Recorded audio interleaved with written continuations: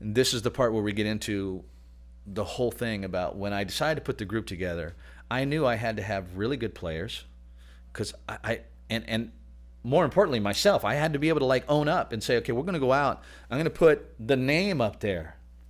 Now, I knew the attention it was going to get, not because I wanted it to, not because I wanted to ride the coattails of the name and the work that they had put in for themselves.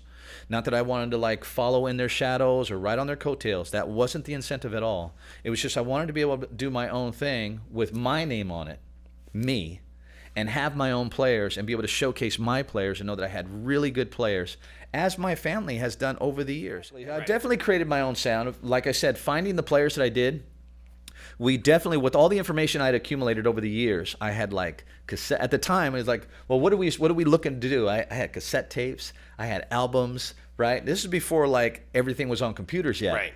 This is in '99.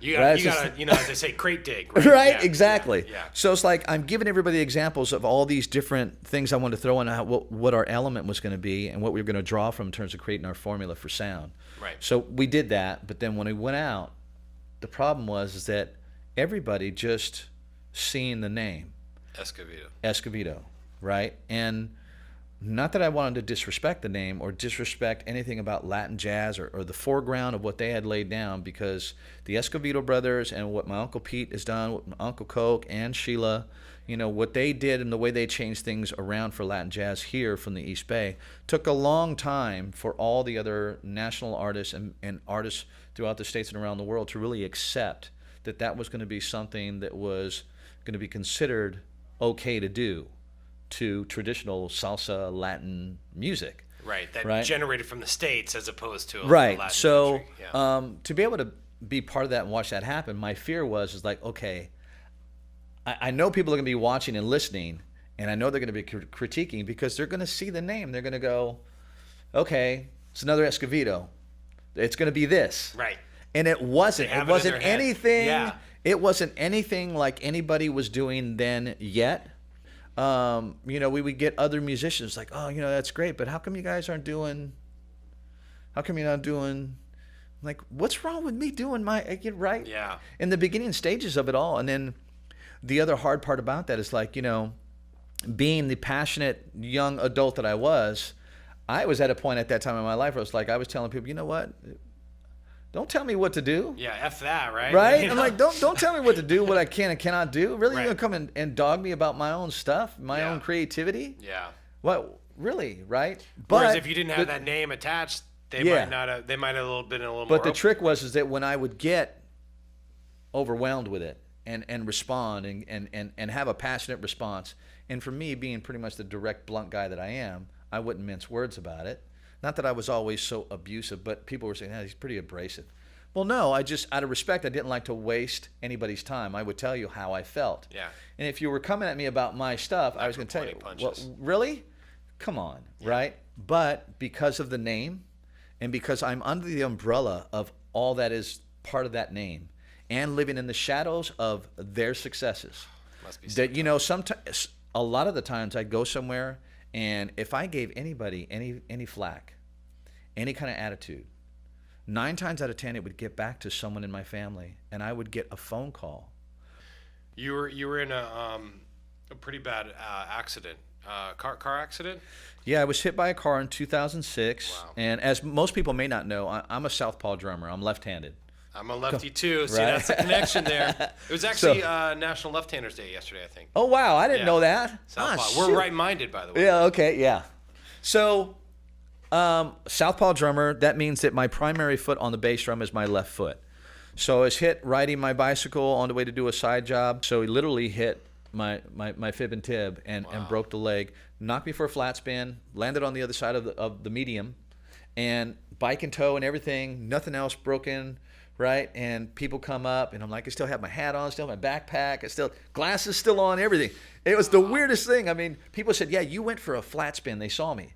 I went, "What?" And I landed like this on the ground, sideways on my bike. Like Larry and Moe. Right? Whoop, whoop, whoop, whoop. Exactly. Close to 3 years later, 15 surgeries, plastic surgeon, disease specialist. Wow. Okay, having gone through MRSA infection that I could probably get at the time of the strains were heavy in the hospitals.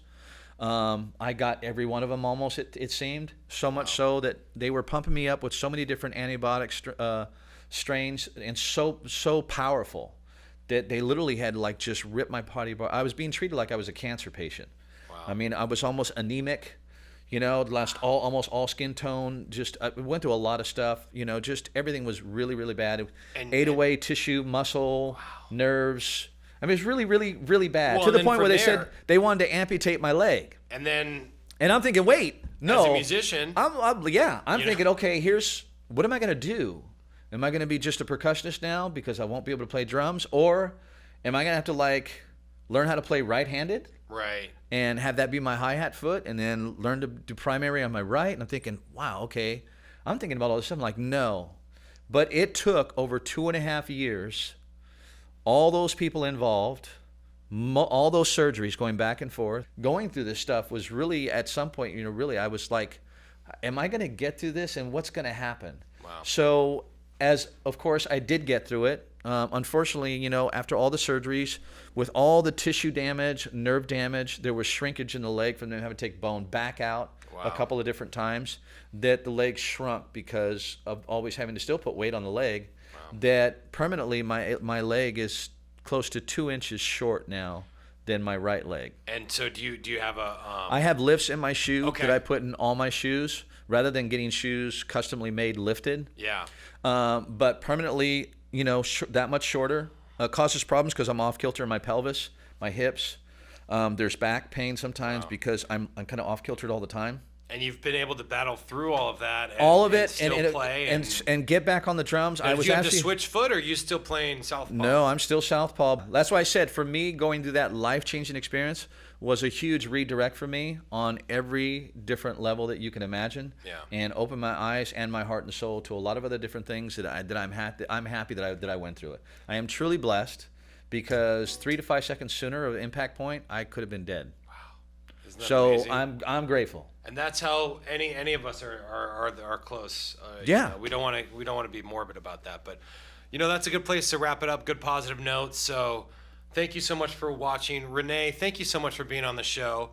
But you're not going away. We're going to take a quick break, and Beforia is going to come on and perform. Yeah. Yeah. So we're going to acoustically, but still. So they're actually more of an electric sound, but we're gonna dial it back into an acoustic set with them. So we'll be right back. We'll check them out. Thank you so much again for being on the show and sharing your experience. Can I share one other quick note with you? Please do. Trexas Cymbals USA. Okay, TrexasCymbalsUSA.com. Please go to the website. I'm an A&R rep and direct sales guy for this new cymbal company. We'll have the info on your screen here. Absolutely. Please. I mean, really, it's like one of my latest things that I'm doing now. And it's one of those things where I tell people all the time, the business of being in the business, supporting yourself as a musician, staying connected to something within the business. I'm actually selling cymbals now. I'm actually working for a manufacturer. That must be great. And I love it. It's a lot of fun. They custom design your cymbals. Absolutely. Handcrafted in Turkey. That's great. Yes. I'm excited. Awesome. Well, thanks again for being on the show. We'll be right back with a performance by Rene Escovedo and Beforia. You're watching the Sam Jack Podcast. I'm not a professional, but wait, I am.